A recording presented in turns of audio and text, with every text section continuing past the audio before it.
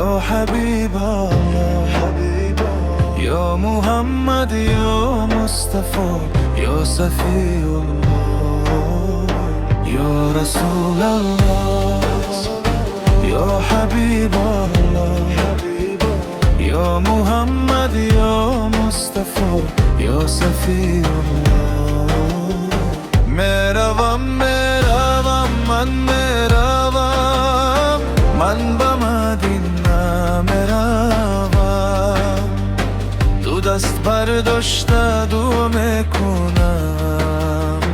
در نزدی روضه نبی یا رسول الله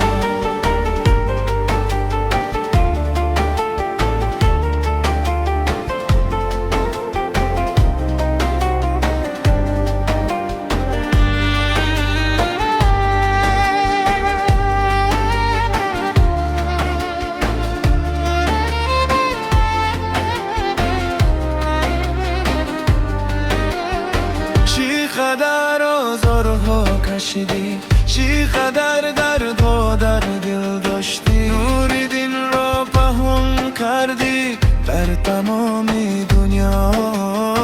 چی قدر آزارها کشیدی چی قدر دردها در دل داشتی نور دین را پهن کردی در تمام دنیا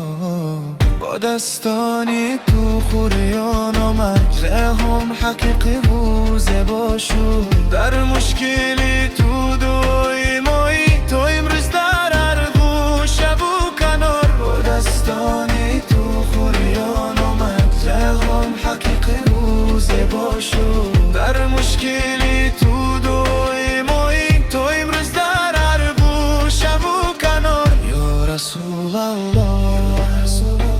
يا حبيب الله